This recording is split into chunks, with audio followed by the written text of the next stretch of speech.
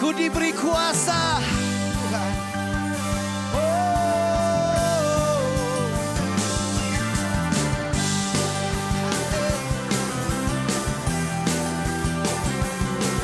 Terima kasih Tuhan.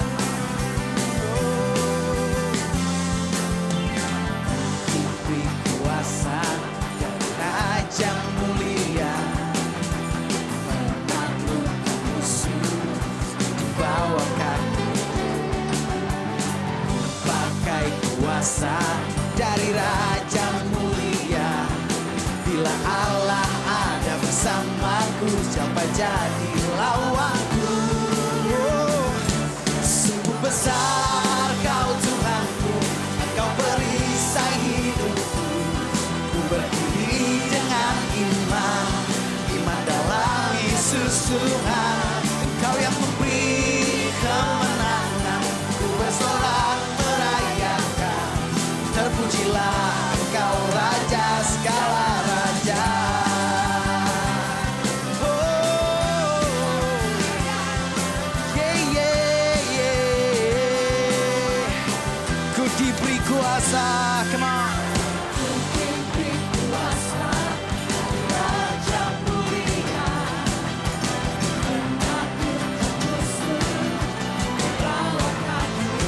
Ku pakai kuasa dan Raja mulia. Bila Allah ada bersamaku, siapa jadi lawanku? Sungguh besar Kau Tuhanku, Engkau perisai hidupku. Ku berdiri dengan iman, iman dalam Yesus Tuhan. Engkau yang memberi kemenangan, ku bersorak merayakan.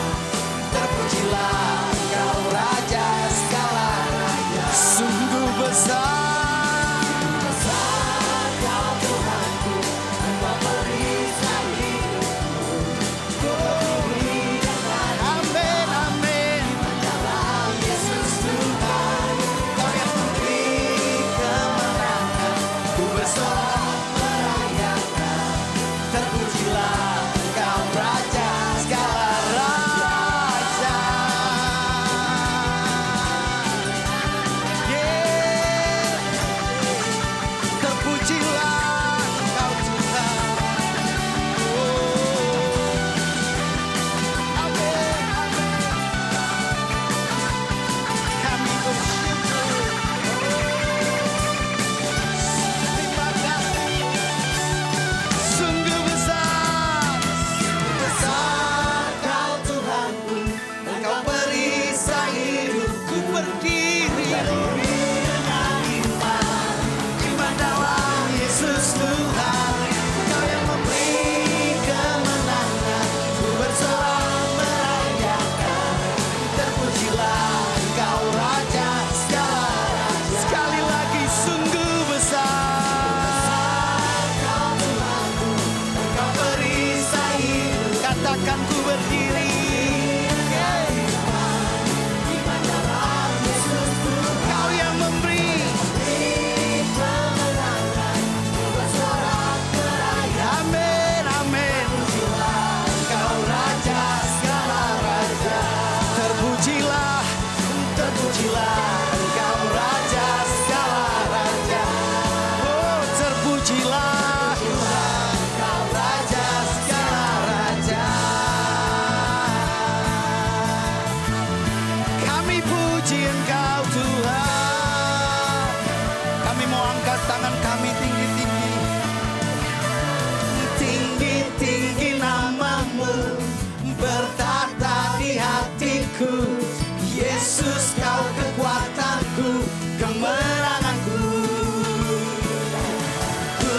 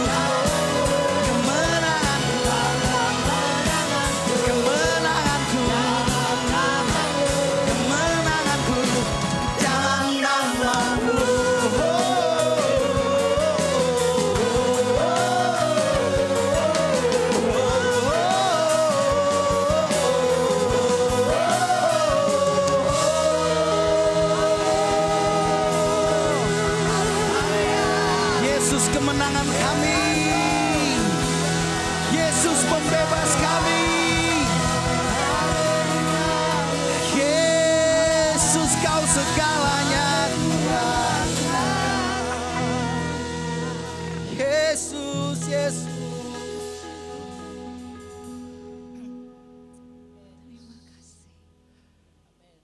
Sempurna. Sempurna kami di dalam-Mu Tuhan. Sebab Engkau tidak melihat masa lalu kami, tapi Engkau memandang masa depan kami. Dan masa depan kami ada di dalam tangan-Mu. Tuhan, terima kasih. Terima kasih Bapa. Terima kasih. Kami bersyukur. Terima kasih. Hati kami Tuhan, Kau lihat setiap hati kami mengalir.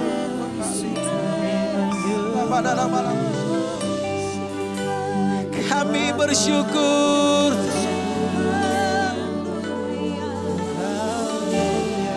Kami mau katakan Kau yang terbaik. Kami mau katakan Kau segalanya bagi kami. Terima kasih Bapa, terima kasih. Oh, bawa kami.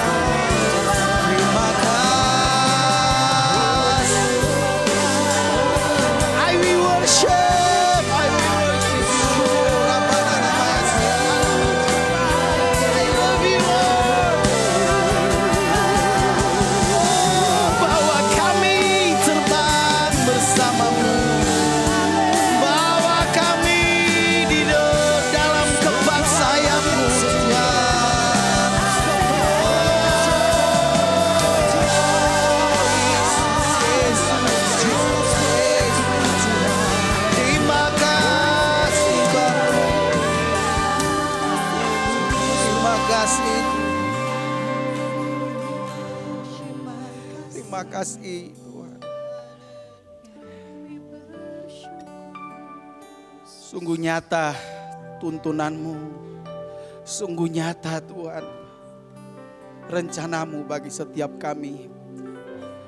Bahkan bagi kota ini Tuhan. Terus Bapa, terus Engkau nyatakan terus dalam setiap kami.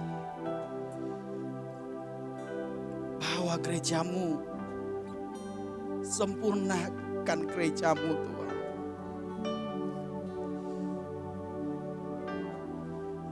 Seperti seorang wanita mempelai yang berjumpa dengan Engkau. Kami siap Tuhan. Kami siap Tuhan. Terus Roh-Mu mengajar setiap kami. Terus Engkau membawa kami Tuhan di dalam ketetapan-ketetapan. Tangan kami terangkat. Lord, dimuliakan Engkau. Ditinggikan Engkau dalam setiap kami. Bukan kehendak kami tapi kehendak-Mu yang jadi. Terima kasih Bapa. Terima kasih Tuhan. Terima kasih. Kami percaya Engkau memberkati ibadah ini.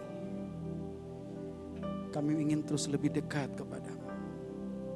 Terima kasih Yesus.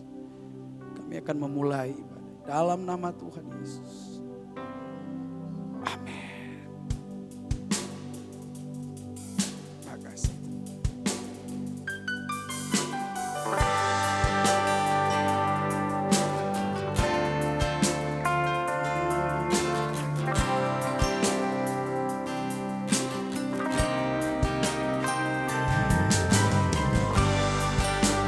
Kami rindu,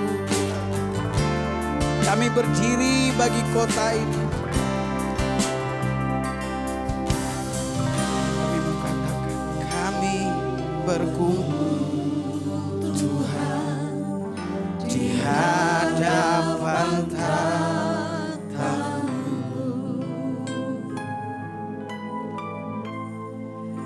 Sujud menyembah indahnya hadirat-Mu.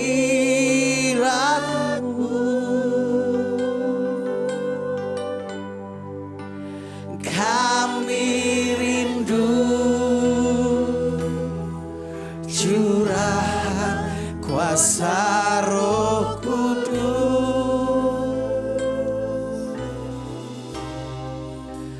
genapi firman-Mu, jadikan ku alat-Mu. Oh, jadikan kami alat-Mu Tuhan. Kami berkumpul Tuhan di hadapan tahta-Mu. Sujud menyembah dalam indahnya hadirat-Mu. Kami rindu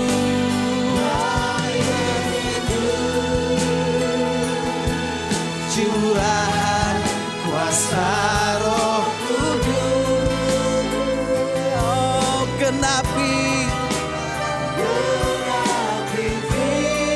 firman-Mu, jadikan ku alat-Mu. Biar belas kasihan-Mu Bapa penuhi hati kami. Curahkan kuasa Roh Kudus, api kemuliaan-Mu membakar hati yang rindu untuk melayani-Mu sampai seluruh negeri ini, sampai seluruh bumi ini dipenuhi api kemuliaan-Mu. Biar belas kasihan-Mu. Amin, amin.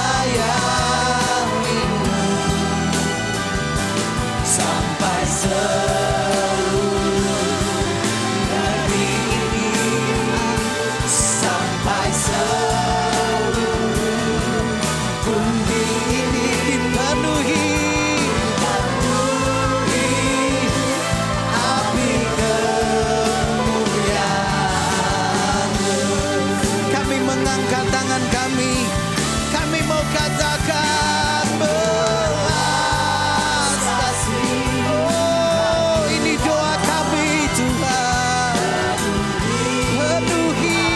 Penuhi, oh lawat kami.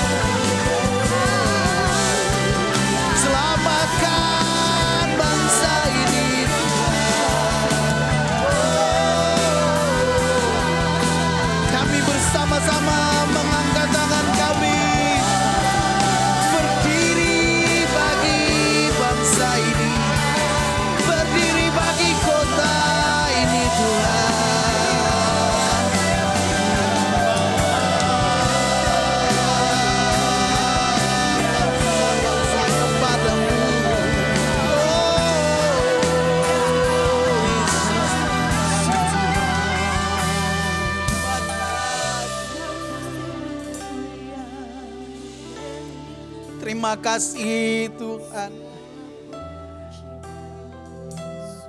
Apa yang kami perkatakan saat ini, kami percaya kehendak Tuhan mendahului dari segala-galanya.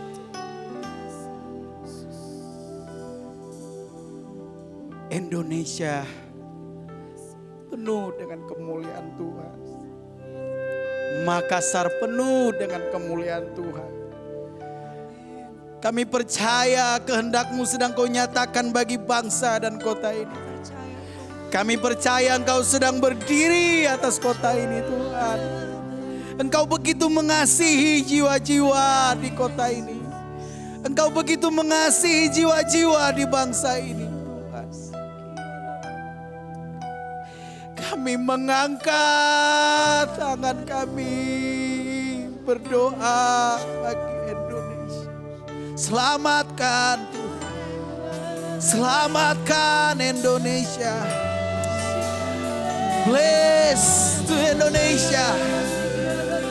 Oh, jiwa-jiwa Tuhan. Dari timur, dari barat, dari selatan, dari utara. Datang menyembah.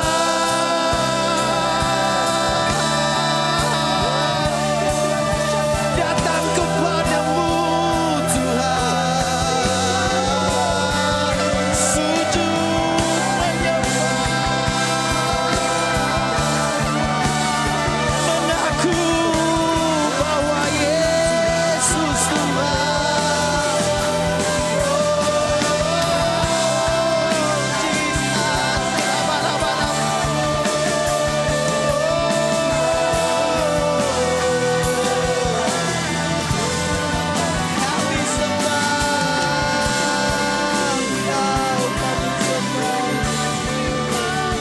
Kami sembah.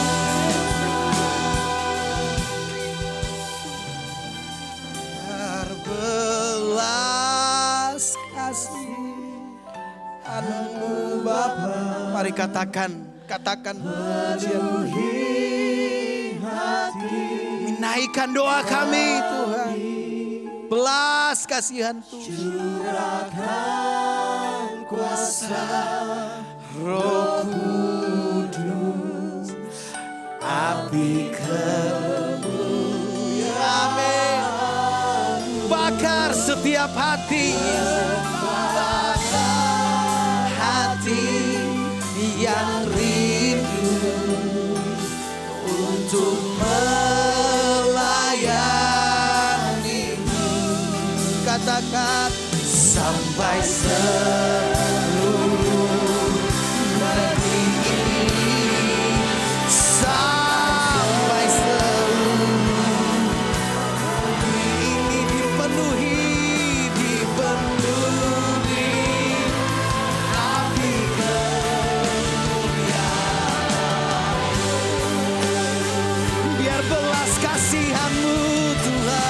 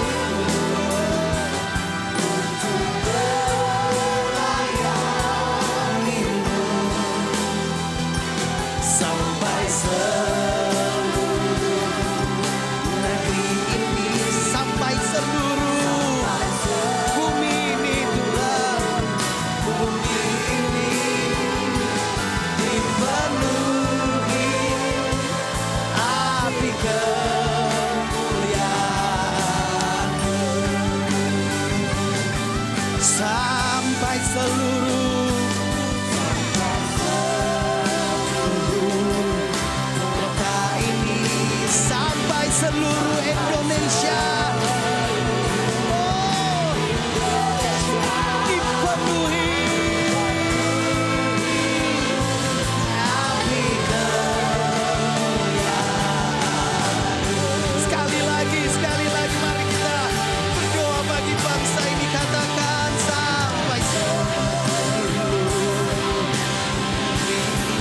sampai seluruh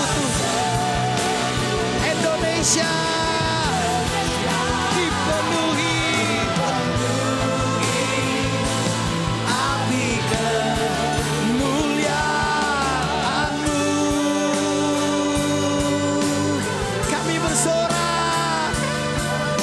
Kami bersorak bagi nama Tuhan, nama yang besar diagungkan. Layak Engkau menerima pujian, pengagungan kami Tuhan selama-lamanya. Bagi nama Tuhan kemuliaan, kejayaan, nama-Mu berkuasa. Diam dalam hadirat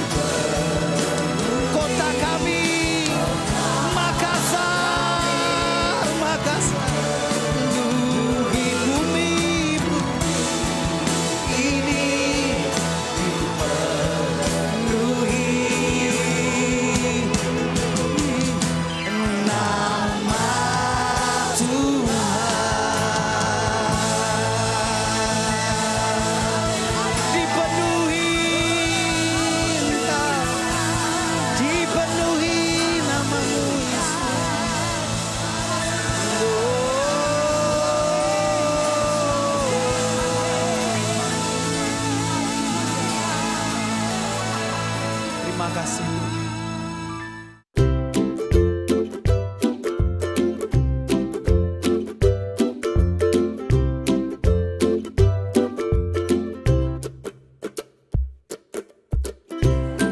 Shalom jemaat Tuhan dimanapun Bapak Ibu Saudara berada. Saat ini kita masih mengikuti ibadah secara online. Dan di bulan Juli ini masih dengan tema Grace of Reaching. Saya Lucy akan menyampaikan informasi Gereja Petra selama sepekan. Berikut informasinya. Ikutilah ibadah mezbah doa online setiap hari Kamis pukul 7 malam melalui Facebook GPT Petra Makassar atau YouTube Gereja Petra Makassar. Saksikan ibadah online atau streaming di Facebook GPT Petra Makassar dan YouTube Gereja Petra Makassar. Petra Kids hari Sabtu pukul 3 sore, Petra Teens hari Sabtu pukul 5 sore, Petra Youth hari Sabtu pukul 7 malam. Saksikan Bible Study bersama Gembala Pendeta Paulus Yedirja setiap hari Jumat pukul 7 malam melalui Facebook dan YouTube Gereja Petra Makassar. Mari ikuti dan saksikan ibadah minggu secara online atau streaming melalui Facebook GPT Petra Makassar atau YouTube Gereja Petra Makassar hari Minggu pukul 7 pagi. Mari donasikan dana Anda untuk mendukung pemerintah dan membantu meringankan beban sesama melalui BCA 025 557 1007 atas nama Petra Peduli. Bagi Bapak Ibu yang rindu untuk memberikan persembahan atau persepuluhan, Bapak Ibu bisa langsung mentransfer melalui BCA 025 54 89 777 atas nama Perpuluhan Gereja Petra Makassar atau BCA 025 0527 012 atas nama Paulus Yedirja.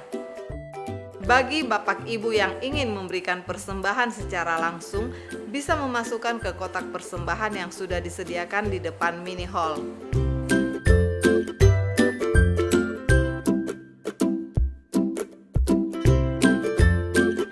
Dengarkan lagu-lagu rohani terbaik dan firman Tuhan melalui Radio Suara Victory di website suaravictory.com.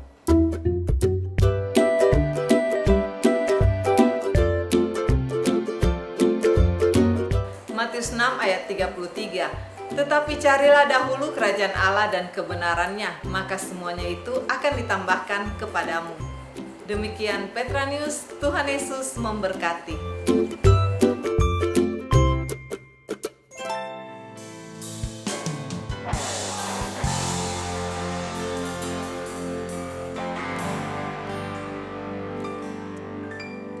Yesus Tuhan ditinggikan, dimuliakan dan naik ke surga.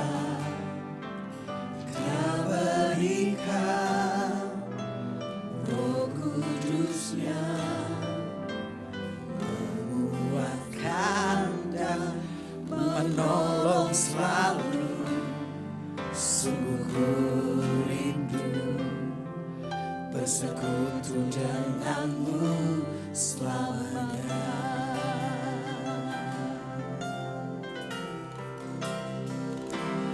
Allah Roh Kudus jamah hatiku dengan urapanmu. Rindu selalu dekat denganmu, tinggal di hadiratmu.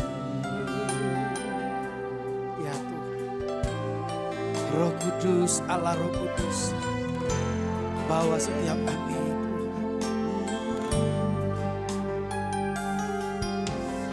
Yesus Tuhan ditinggikan, dimuliakan dan naik ke surga. Dia berikan Roh Kudus-Mu, menguatkan dan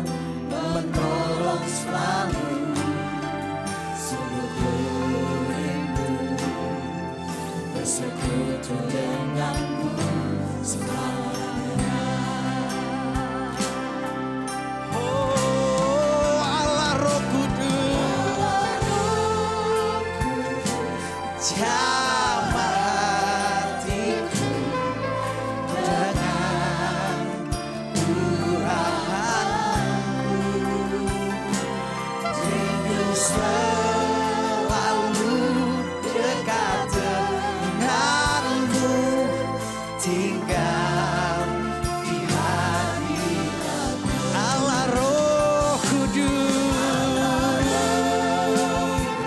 Jamah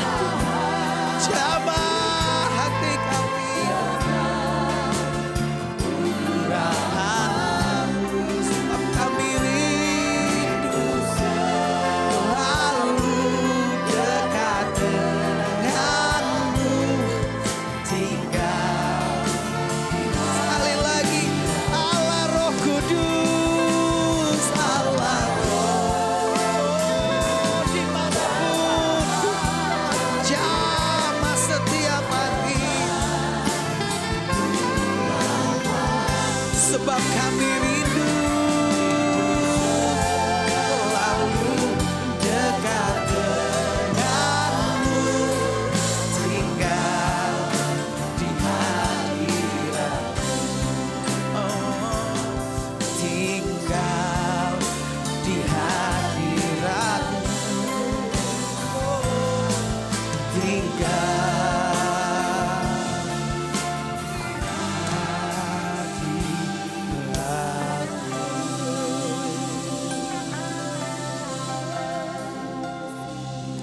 Terima kasih Tuhan.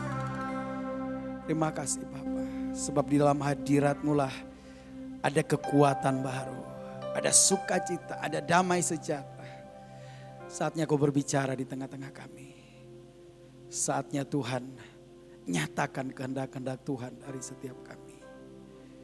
Agar nama Tuhan dimuliakan. Berbicaralah Tuhan bagi setiap kami dimanapun kami berada. Urapi hamba-Mu Tuhan. Dan Roh Kudus bekerja dengan kuasa-Mu. Terima kasih Pak. Di dalam nama Tuhan Yesus. Amin. Shalom, Jemaat Gereja Petra Makassar yang dikasihi Tuhan. Apa kabar saudara-saudara? Saya berdoa supaya kita semua dalam lindungan Tuhan, dalam pemeliharaan Tuhan yang sempurna di masa-masa sulit seperti ini. Pada hari ini saya ingin menyampaikan sebuah khotbah yang saya beri judul Hidup dalam Waktu Tuhan. Penting sekali kita mengerti bagaimana hidup dalam waktu Tuhan, bagaimana kita berjalan dalam waktu Tuhan. Sebab hidup yang paling indah, hidup yang paling diberkati adalah hidup di dalam waktunya Tuhan. Ada sebuah pertanyaan yang barangkali paling sering ditanyakan akhir-akhir ini oleh semua manusia, yaitu kapan berakhirnya pandemi corona ini. Karena kita semua sudah sengsara, sudah menderita, sudah susah, maka wajarlah orang bertanya, kapan selesainya? Kapan berakhirnya pandemi corona ini? Saudara, tiap hari di Indonesia bertambah lebih kurang 1.000 orang yang terpapar. Belum lagi angka pengangguran yang saya baca tiap hari bertambah. Sekarang ini sudah sekitar 5 juta orang. Jumlah yang besar sekali saudara. Begitu banyak orang sudah merasa cemas. Bahkan sangat cemas. Mereka mikirin tentang pekerjaan mereka gimana nanti. Usaha mereka gimana. Pendidikan anak-anak mereka bagaimana. Juga mikirkan tentang ibadah. Sudah berbulan-bulan tidak bisa ibadah di gereja. Dan sebagainya dan sebagainya. Menimbulkan kecemasan di mana-mana. Nah, tentang berakhirnya pandemi ini tidak ada seorang pun yang tahu. Tentu hanya Tuhan yang tahu. Dan kita sebagai manusia, kita tidak bisa mendikte Tuhan. Kita tidak bisa memaksa Tuhan harus menghentikan sekarang juga. Ya, boleh-boleh saja kita berdoa, tidak ada salahnya. Tetapi Tuhan berdaulat atas waktu. Tapi kita harus yakin saudaraku bahwa sebagaimana firman Tuhan katakan bahwa Dia membuat segala sesuatu indah pada waktunya. Mari sebagai ayat pertama saya akan mengajak kita semua melihat dalam kitab Injil Yohanes. Pasal yang kedua ayat 1 sampai dengan 11. Ayat 1 sampai dengan 11 demikian. Pada hari ketiga ada perkawinan di Kana yang di Galilea. Dan ibu Yesus ada di situ. Yesus dan murid-muridnya diundang juga ke perkawinan itu. Ketika mereka kekurangan anggur, ibu Yesus berkata kepadanya, "Mereka kehabisan anggur." Kata Yesus kepadanya, "Mau apakah engkau daripadaku, ibu? Saatku belum tiba." Perhatikan ada kata saatku belum tiba. Tetapi ibu Yesus berkata kepada pelayan-pelayan, "Apa yang dikatakan kepadamu, buatlah itu." Di situ ada 6 tempayan yang disediakan untuk pembasuhan menurut adat orang Yahudi. Masing-masing isinya 2-3 buyung. Yesus berkata kepada pelayan-pelayan itu, "Isilah tempayan-tempayan itu penuh dengan air." Dan mereka pun mengisinya sampai penuh. Lalu kata Yesus kepada mereka, "Sekarang cedoklah dan bawalah kepada pemimpin pesta." Lalu mereka pun membawanya. Setelah pemimpin pesta itu mengecap air yang telah menjadi anggur itu, dan ia tidak tahu dari mana datangnya, tapi pelayan-pelayan yang mencedok air itu mengetahuinya. Ia memanggil mempelai laki-laki dan berkata kepadanya, "Setiap orang menghidangkan anggur yang baik dulu, dan sesudah orang puas minum barulah yang kurang baik. Akan tetapi engkau menyimpan anggur yang baik sampai sekarang."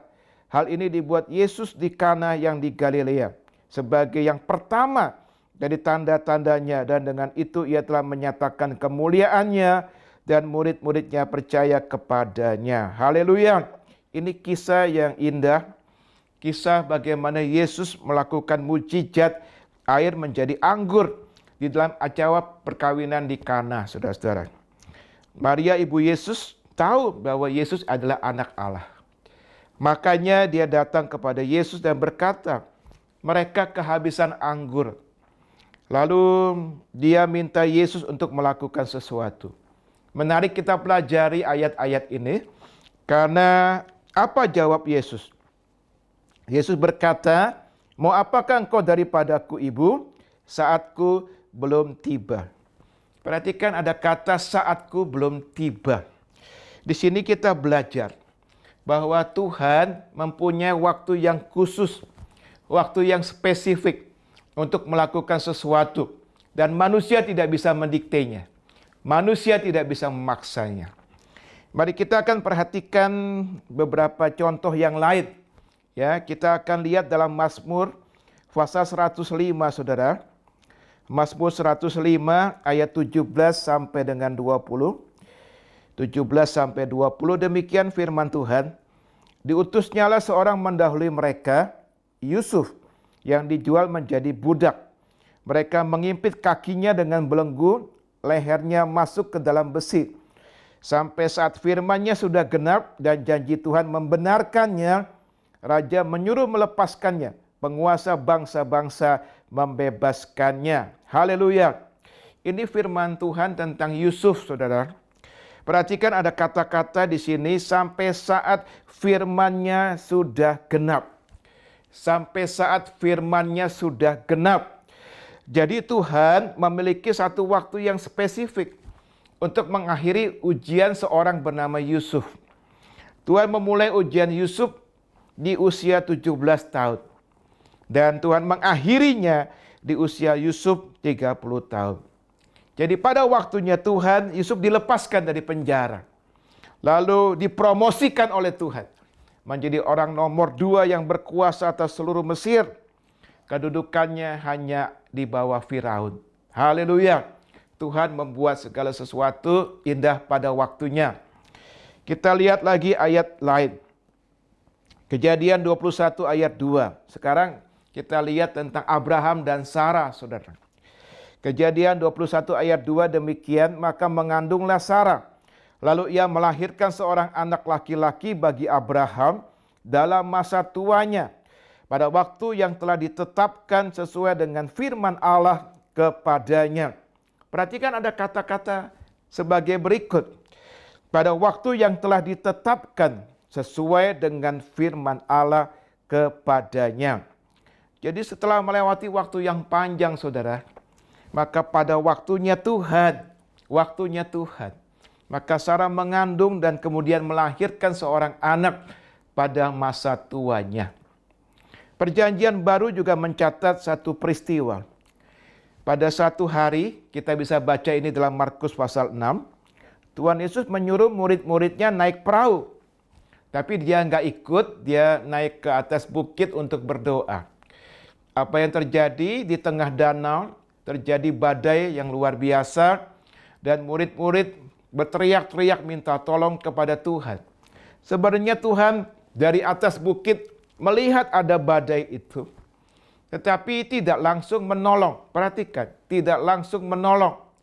Walaupun dia tahu murid-muridnya sedang kewalahan. Alkitab mencatat pada jam 3 malam atau jam 3 subuh, saudara, Yesus baru turun menolong mereka.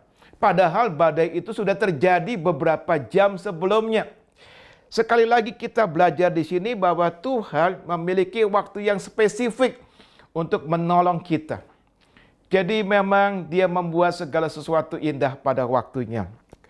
Dari pelajaran-pelajaran ini, saudara, pelajaran tentang Yusuf, pelajaran tentang Abraham, Sarah, dan murid-murid Tuhan, kita bisa belajar sesuatu bahwa tidak selalu permohonan doa kita itu dikabulkan oleh Tuhan dengan segera.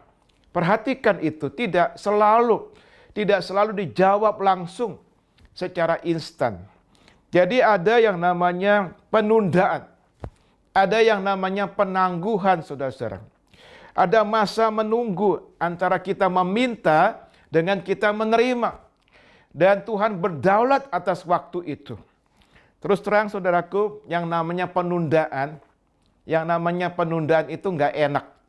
Dan itu merupakan sesuatu yang nggak populer.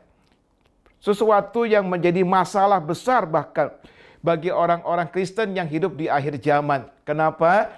Karena kita kepengen serba cepat. Kita kepengennya serba instan. Maka makanan-makanan dibuat instan semuanya. Karena memang kita kepengen serba cepat. Mungkin juga kaya kepengennya instan. Sukses kepengennya instan. Karena kita tidak mau yang namanya penundaan. Kita maunya kalau bisa sekarang juga. Contoh soal, saudaraku, misalkan kita sedang makan di restoran, kita pesan makanan, pelayan restorannya lama sekali menghidangkan makanan, kita kesal. Kenapa? Karena penundaan. Contoh lagi, kita sudah ngantri lama di supermarket, ya, kita mau bayar di kasir, sudah ngantri lama, lalu tiba-tiba mesin di kasir macet, rusak, kita kesal. Kenapa? Karena kita nggak suka dengan yang namanya penundaan. Tetapi hari ini kita perlu belajar sebagai anak-anak Tuhan, saudaraku, bahwa penundaan atas jawaban doa itu juga bagian dari rencana Tuhan. Artinya sama halnya dengan pengabulan doa. Jadi itu sama, saudara-saudara. Jadi mari perhatikan hari-hari ini. Pandemi Corona ini sudah berlangsung di negara kita lebih kurang 3 bulan. Bahkan lebih. Kalau kita lihat negara-negara lain bahkan lebih panjang lagi. Sudah ada yang lebih dari 3 bulan, ada yang 4 bulan, ada yang 5 bulan, dan sebagainya. Dan kalau saya perhatikan belum ada tanda-tanda akan berakhir. Vaksin pun tidak ada. Sampai hari ini belum ada. Berarti belum ada tanda-tanda kapan akan berakhirnya. Jadi sesungguhnya saudaraku, kalau kita mau katakan, hari-hari ini kita sedang hidup di masa penundaan jawaban doa. Karena kita semua pasti sudah berdoa kepada Tuhan. Kita maunya cepat-cepat. Kita berdoa kepada Tuhan. Kalau bisa Tuhan, kalau boleh Tuhan, segera Tuhan selesaikan pandemi Corona ini. Kami sudah capek Tuhan. Kami sudah lelah. Kami ingin semuanya kembali seperti sedia kala. Tapi buktinya kan sampai hari ini belum. Berarti ada penundaan jawaban doa. Boleh-boleh saja kita berdoa. Bahkan mungkin saja ada beberapa orang yang sudah dengan kuasa Tuhan berdoa, mengusir supaya tidak lagi ada pandemi Corona di muka bumi ini. Boleh-boleh saja, tidak apa-apa, tetapi Tuhan yang berdaulat atas waktu. Dan faktanya sampai hari ini pandemi Corona itu masih ada di muka bumi ini. Jadi hari-hari ini saudaraku, kita sedang hidup di masa penundaan jawaban doa. Nah ini yang saya mau bagi kepada saudara, bahwa di hari-hari ini kita butuh, sangat butuh memiliki kekuatan rohani. Karena kalau tidak kita bisa lemah, kita bisa depresi, kita bisa ketakutan luar biasa. Ada 3 kekuatan rohani yang perlu sekali kita kembangkan di saat pandemi corona ini. Di saat kita menanti-nantikan waktunya Tuhan. Yang pertama adalah, saudaraku, mengembangkan buah roh kesabaran. Itu sangat penting, mengembangkan buah roh kesabaran. Yang kedua, mengembangkan iman yang kuat. Mengembangkan iman yang kuat. Dan yang ketiga, yang terakhir adalah mengembangkan sikap bergantung mutlak kepada Tuhan. Wah, itu sangat penting di hari-hari seperti ini, saudara-saudara. Kembangkan 3 kekuatan rohani ini, maka hidup kita pasti akan berkemenangan. Mari kita lihat satu persatu. Yang pertama, mari Bapak Ibu Saudara yang saya kasihi, kita kembangkan buah roh kesabaran. Buah roh kesabaran. Galatia 5 ayat 22 sampai 23 demikian. Tetapi buah roh ialah kasih, sukacita, damai sejahtera, kesabaran, kemurahan, kebaikan, kesetiaan, kelemah lembutan, penguasaan diri. Tidak ada hukum yang menentang hal-hal itu. Jadi salah satunya dari buah roh adalah kesabaran yang perlu kita kembangkan hari-hari ini. Saya mau kasih ilustrasi, saudara. Ada sebuah cerita di Jepang di mana seorang kakek mau jualan bersama dengan cucunya. Kedua orang ini punya sifat yang sangat berbeda. Kakek itu sabar, kepengennya pelan-pelan. Sang cucu terbalik, nggak sabaran dan kepengennya cepet-cepet. Jadi mereka mau dagang, perjalanan cukup jauh ke kota besar. Dan di perjalanan ribut terus. Kenapa? Karena kakek maunya pelan-pelan, si cucu kepengennya cepet-cepet. Tapi akhirnya cucu harus mengalah. Karena si kakek kan nggak bisa jalan dengan cepat. Karena usianya sudah tua. Tapi dia marah-marah terus kepada kakeknya karena dia merasa sudah terlambat. Perjalanan cukup jauh untuk mencapai kota besar itu. Dan akhirnya tibalah mereka di sebuah bukit terakhir. Setelah mereka sampai di bukit ini, mereka turun. Maka mereka sebentar lagi akan sampai ke kota yang mereka tuju. Tapi apa yang terjadi ketika mereka sampai di atas bukit, mereka bisa lihat dari kejauhan. Kota yang mereka mau tuju, syok mereka. Terkejutlah mereka karena mereka melihat kota itu hancur lebur. Api di mana-mana, asap di mana-mana. Tahukah saudaraku, kota itu bernama kota Hiroshima. Yang pernah beberapa tahun yang lalu dibom oleh pesawat Amerika Serikat dalam Perang Dunia dan hancur lebur. Sang cucu kemudian berkata kepada si kakek, Kakek, seandainya kita lebih cepat sampai ke situ, kita pasti sudah mati. Di sini kita belajar cepat belum tentu selalu baik. Ini bukan masalah lambat atau cepat. Tapi masalahnya adalah mari kita sebagai anak-anak Tuhan. Setiap hari kita berjalan dalam pimpinan Tuhan. Itu yang terbaik, saudara-saudara yang saya kasihi. Di era new normal ini, hidup kita pasti tidak akan seenak.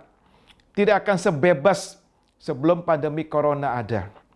Jadi oleh karena kita perlu minta kasih karunia Tuhan untuk mengembangkan buah roh kesabaran kita, saudara-saudara. Kita mesti sabar. Hari-hari ini kita mesti sabar. Kalau tidak kita akan menciptakan masalah-masalah yang besar. Kita mesti sabar di rumah tangga kita.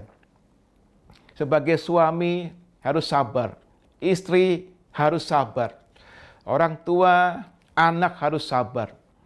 Karena kita banyak di rumah, akan terjadi gesekan-gesekan. Kalau kita nggak sabar akan terjadi keributan-keributan. Bisa-bisa tiap hari terjadi perang di rumah tangga kita. Dan akan banyak nanti orang-orang yang jadi pahit hati. Jadi kita harus sabar, bangun buah roh kesabaran. Kembangkan buah roh kesabaran dengan kasih karunia Tuhan. Yang kedua juga sabar dalam bisnis yang terdampak karena pandemi corona ini, saudara. Ya, bisnis yang sudah sulit, tagihan-tagihan yang tidak terbayar, itu membuat kita harus sabar menghadapi semua ini. Dan juga kita harus sabar menantikan waktunya Tuhan. Hanya Tuhan yang dapat memulihkan semuanya ini. Manusia tidak dapat, hanya Tuhan yang mampu dan sanggup dan mau memulihkan ini. Dan kita tidak tahu kapan waktunya, tapi kita sebagai anak Tuhan harus yakin bahwa Dia membuat segala sesuatu indah pada waktunya. Perhatikan saudaraku, ini penting. Kalau saudara dan saya mengembangkan buah roh kesabaran, yuk kita kembangkan buah roh kesabaran. Maka kita akan menghasilkan dua hal penting. Dua hal penting yang sangat kita butuhkan di hari-hari ini. Yang pertama adalah membuat kita akan menjadi orang-orang percaya yang tahan uji. Hasil daripada mengembangkan buah roh kesabaran adalah tahan uji. Tahan uji adalah sikap tidak mudah nyerah. Tidak mudah menyerah. Itu penting sekali di hari-hari ini. Sikap tidak mudah menyerah dalam menghadapi kesulitan hidup. Saudaraku, saya mau cerita satu kesaksian seorang wanita bernama Nancy Matthew Elliott, atau juga dipanggilnya Nancy Matthew Edison. Ia lahir tahun 1810, saudara, di Amerika Serikat. Satu hari anaknya pulang sekolah. Usianya baru 4 tahun. Anaknya agak tuli, saudara, dan bodoh di sekolah. Dia pulang ke rumahnya dengan membawa secari kertas dan dia serahkan kepada ibunya. Ibunya yang bernama Nancy ini membaca kertas tersebut. Isinya adalah begini, Tommy anak ibu sangat bodoh. Kita minta ibu untuk mengeluarkannya dari sekolah. Waduh, saudaraku, betapa terkejutnya ibu ini ketika membaca surat itu. Sedih sekali dia. Anaknya dikeluarkan dari sekolah karena bodoh. Tapi dia bertekad, dia bertekad. Dia bilang dalam hatinya, anak saya Tommy bukan anak bodoh. Saya sendiri yang akan mengajar dia dan melatih dia. Akhirnya memang Tommy dikeluarkan dari sekolah dan Nancy ibunya yang mendidik, yang mengajar dia. Beberapa tahun kemudian, tahukah saudaraku, siapa Tommy itu? Tommy itu bertumbuh menjadi seorang bernama Thomas Alva Edison. Seorang penemu terbesar di dunia. Salah satunya adalah yang menemukan lampu pijar. Ia sekolah hanya sekitar 3 bulan. Agak tuli, bodoh sampai dikeluarkan dari sekolah. Tapi tidak menjadi penghalang untuk dia bisa maju. Tapi siapa orang di balik kesuksesan seorang Thomas Alva Edison? Dia adalah ibunya, dia adalah Nancy, yang begitu sabar, tidak kenal menyerah, pantang menyerah untuk mendidik, untuk mengajar anaknya ini. Sehingga akhirnya menjadi orang yang sukses. Hari ini kalau saudara dan saya bisa mengembangkan buah roh kesabaran, hasilnya adalah tahan uji. Kita mempunyai sikap yang luar biasa. Tidak mudah menyerah atas hidup ini. Dan kita akan muncul sebagai pemenang. Maka saudaraku, benarlah perkataan Edwin Cole. Edwin Cole, dia adalah pendiri Christian Men's Network yang terkenal dengan gerakan pria sejatinya itu. Dia mengatakan begini, saudaraku, seorang pemenang bukan tidak pernah gagal, tapi tidak pernah menyerah. Haleluya, tidak pernah menyerah.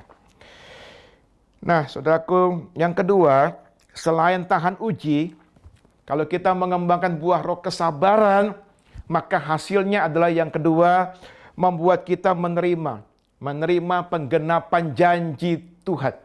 Wah, ini penting sekali. Abraham menerima penggenapan janji Tuhan, ya, itu bukan hanya karena dia punya iman.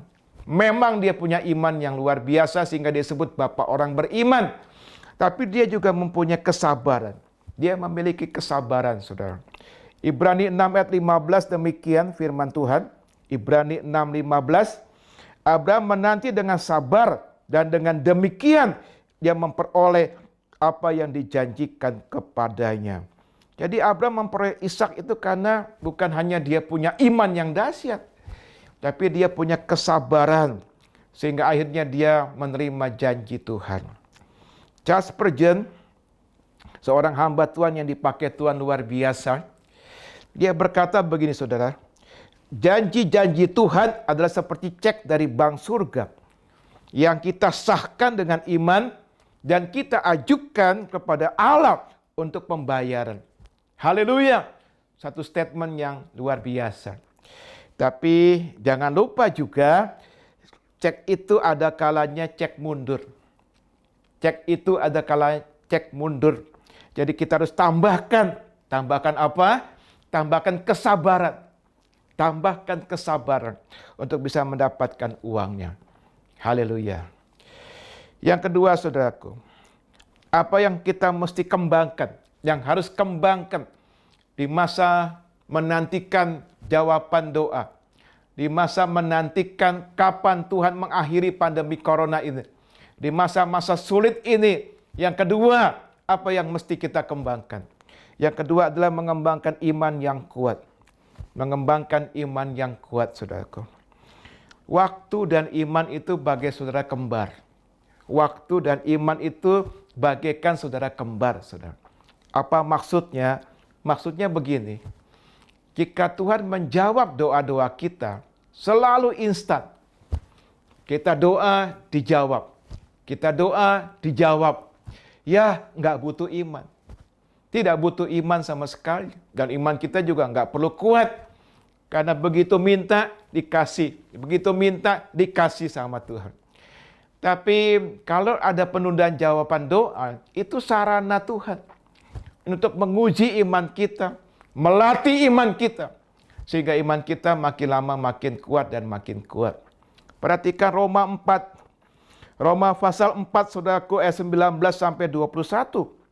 19 sampai 21, demikian firman Tuhan. Imannya tidak menjadi lemah, walaupun ia mengetahui bahwa tubuhnya sudah sangat lemah. Karena usianya telah kira-kira 100 tahun, dan bahwa rahim Sarah telah tertutup. Tetapi terhadap janji Allah, ia tidak bimbang karena ketidakpercayaan. Malah ia diperkuat dalam imannya, dan ia memuliakan Allah. Dengan penuh keyakinan bahwa Allah berkuasa untuk melaksanakan apa yang telah ia janjikan. Haleluya. Dari ayat ini kita belajar sesuatu. Bahwa Abraham tidak dikalahkan oleh waktu dan keadaan. Dia percaya kepada Tuhan dan janjinya. Benar-benar sungguh-sungguh percaya. Ya dan amin. Berjalannya waktu tidak membuat imannya semakin lemah. Bahkan menjadi semakin kuat, saudara. Seperti Abraham juga, kita semua, saudara dan saya, kita diuji iman kita. Semua kita diuji iman kita. Tidak ada seorang pun yang tidak diuji. Ya, nah setiap ujian iman, saudaraku, itu ada awal dan akhir. Siapa yang memulainya? Tuhan. Tuhan yang memulainya, dan siapa yang mengakhirinya? Dia juga Tuhan. Jadi Tuhan yang memulai dan Tuhan yang mengakhiri. Tapi kita perlu tahu, saudaraku, bahwa perjalanan hidup orang beriman, orang percaya, itu bukan lewat gua, tapi lewat terowongan. Saya mau jelaskan ini. Sebab kalau lewat gua itu bahaya. Kalau kita masuk ke gua, karena itu alam, belum tentu ada jalan tembus. Tapi kalau kita memasuki terowongan, karena itu buatan manusia, saudaraku, pasti di ujung sana ada jalan tembusnya. Di ujung sana ada jalan keluarnya. Perjalanan iman orang percaya bukan masuk gua. Bahaya sekali. Kita nggak bisa keluar. Kita ada dalam kegelapan selama-lamanya. Karena gua itu gelap. Tapi kalau perjalanan melewati terowongan, sesaat memang gelap. Waktu kita ada di terowongan terasa gelap. Kita melihat gelap. Tapi di ujung sana, pasti kita akan lihat terang kembali. Hari-hari ini, saudaraku, kita sedang dalam kegelapan. Pandemi corona ini bikin susah. Banyak menyengsarakan orang. Tapi sebagai orang-orang yang percaya, beriman kepada Tuhan, mari kita harus yakin bahwa di ujung sana, di balik semuanya itu akan ada terang Tuhan. Akan ada kemuliaan Tuhan, saudara-saudara. Itu yang akan membuat iman kita terus kuat. Dan yang terakhir, yang ketiga, apa yang mesti kita kembangkan di saat seperti ini supaya kita tidak terpuruk, supaya kita tidak jatuh, tapi kita kuat, kita muncul sebagai pemenang, yaitu yang ketiga, mengembangkan sikap bergantung mutlak kepada Tuhan. Sikap bergantung mutlak kepada Tuhan. Saya bacakan sebuah ayat tentang kisah Rasul Paulus. 2 Korintus 1 ayat 8 dan 9. 2 Korintus 1 ayat 8 dan 9 demikian. Sebab kami mau saudara-saudara supaya kamu tahu akan penderitaan yang kami alami di Asia Kecil. Beban yang ditanggungkan atas kami begitu besar dan begitu berat sehingga kami telah putus asa juga akan hidup kami. Bahkan kami merasa seolah-olah kami telah dijatuhi hukuman mati. Tetapi hal itu terjadi supaya kami jangan menaruh, perhatikan, jangan menaruh kepercayaan pada diri kami sendiri, tetapi hanya kepada Allah yang membangkitkan orang-orang mati. Rasul Paulus mengalami kehidupan yang sangat berat. Sempat membuat dia putus asa. Tapi Tuhan mengajarnya untuk keluar sebagai pemenang, dia harus bergantung mutlak kepada Tuhan. Dan dia mempraktekkannya dan dia muncul sebagai pemenang. Haleluya, dia berkata, segala perkara dapat kutanggung di dalam Dia yang memberi kekuatan kepadaku. Pandemi corona ini menyebabkan hidup sangat berat, saudara. Saya ingin mendorong saudaraku, jangan pakai kekuatan kita. Kekuatan manusia tidak seberapa. Hari ini bergantung mutlak kepada Tuhan. Andalkan Tuhan. Pakai kekuatan Tuhan dalam hidup ini.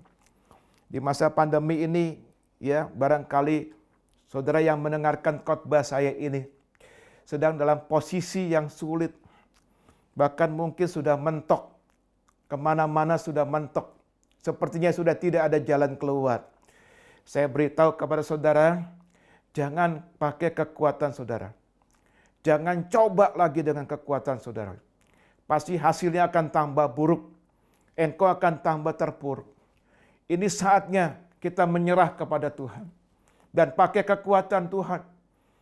Kembangkan sikap bergantung mutlak kepada Tuhan. Maka Dia akan tolong kita.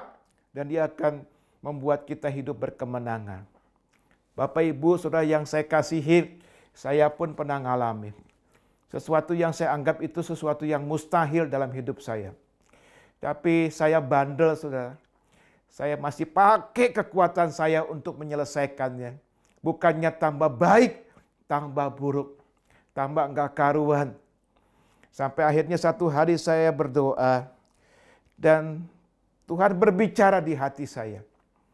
Tuhan berkata, anakku, mengerjakan kemustahilan itu bagian aku.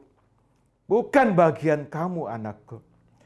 Saya menangis, saya berdoa, saya berkata, Tuhan saya nyerah. Kemustahilan bukan bagian saya. Itu memang bagian Tuhan. Silakan Tuhan kerjakan.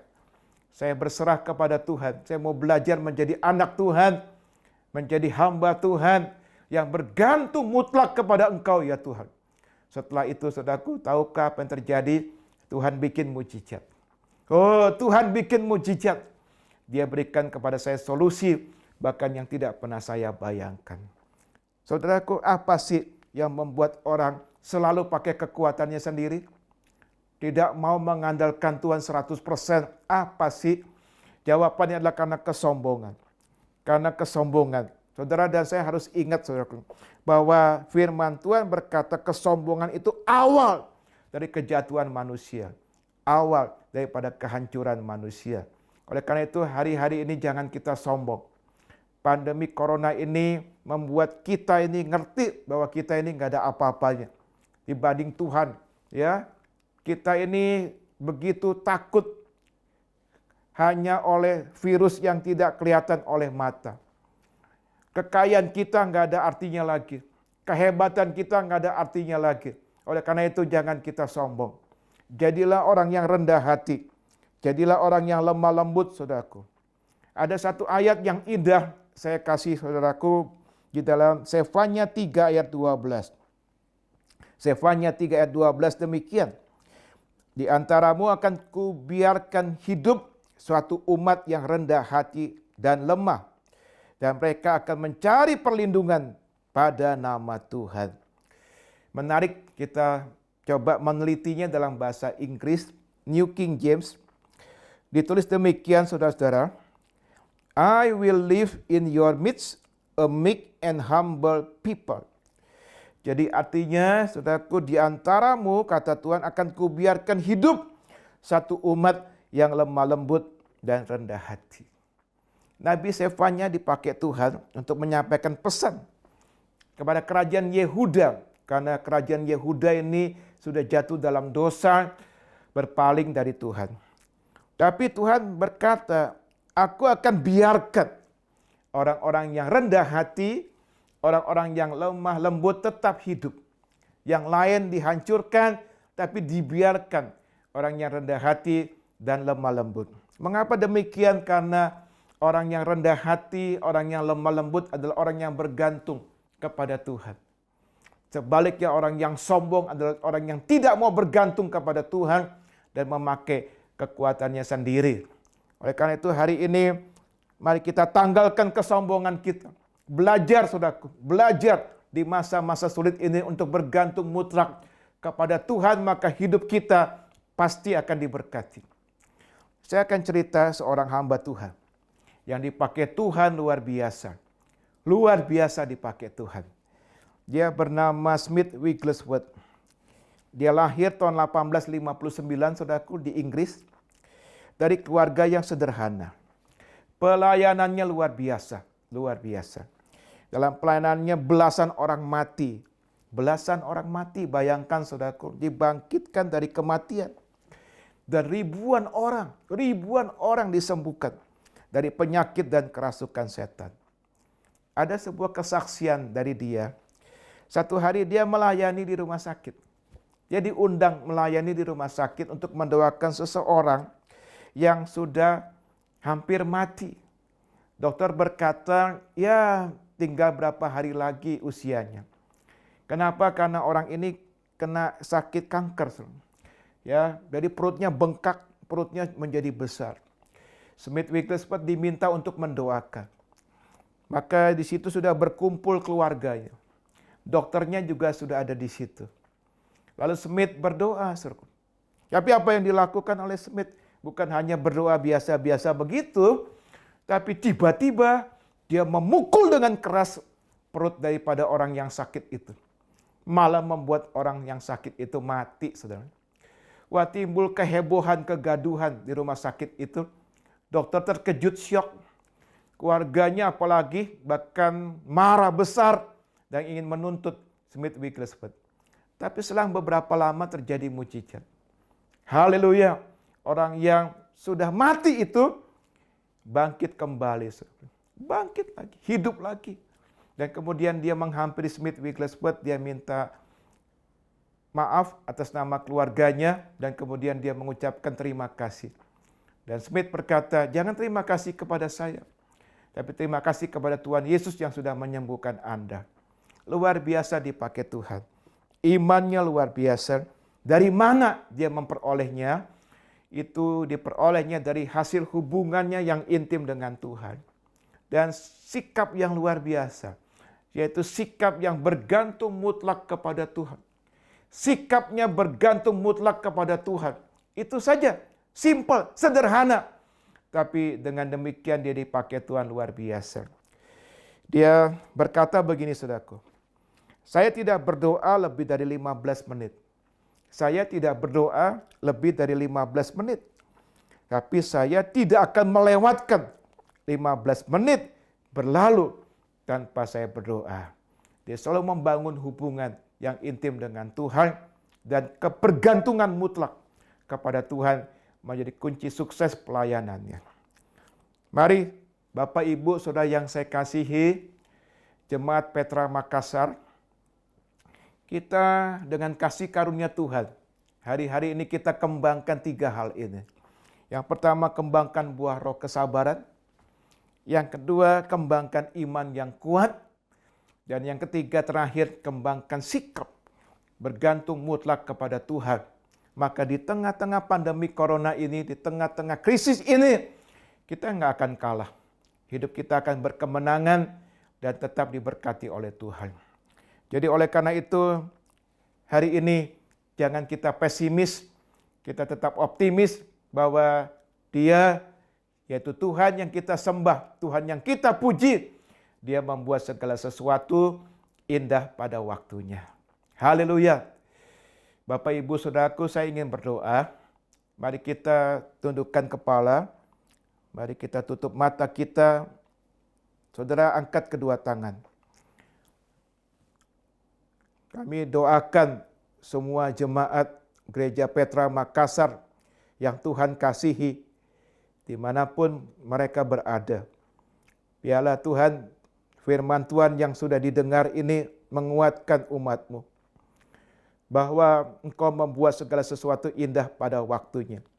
Kami tidak bisa memaksa Engkau, harus sekarang juga. Tapi kami menghargai kedaulatan Tuhan. Tapi kami percaya Tuhan akan waktu-Mu, waktu yang indah. Engkau tidak akan pernah terburu-buru, tapi juga Engkau tidak akan pernah terlambat. Engkau membuat segala sesuatu indah pada waktunya. Hari ini Engkau jamah umat-Mu Tuhan. Engkau jamah umat-Mu dimanapun mereka berada. Yang sakit biar disembuhkan dalam nama Yesus. Oleh bilur-bilur Tuhan Yesus, sakit penyakit telah disembuhkan. Yang berbeban berat biar diangkat beban itu oleh Tuhan. Diberikan kelegaan, diberikan damai, diberikan sukacita. Kami doakan Bapak Gembala dan Ibu yang Tuhan kasihi. Biar pakai Tuhan keluarga yang dikasih Tuhan ini. Bapak Gembala dan Ibu dipakai Tuhan luar biasa. Dan keluarganya untuk menjadi berkat bagi jemaat Tuhan. Dan kami berdoa untuk semua pelayan-pelayan Tuhan di gereja-Mu Tuhan. Biarlah Engkau urapi mereka. Engkau tetap memberikan kasih karunia kepada mereka untuk tetap kuat, untuk tetap diberkati dalam situasi sulit seperti ini. Terima kasih Tuhan. Terima kasih Tuhan Yesus. Terima kasih. Di dalam nama Tuhan Yesus. Haleluya. Amin. Puji Tuhan, kita semua diberkati oleh firman Tuhan, luar biasa. Mari kita akan menutup ibadah kita. Sama-sama kita akan. Terima kasih Tuhan.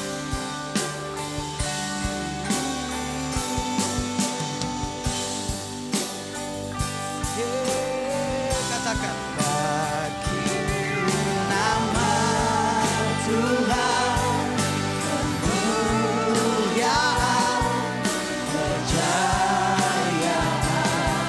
namamu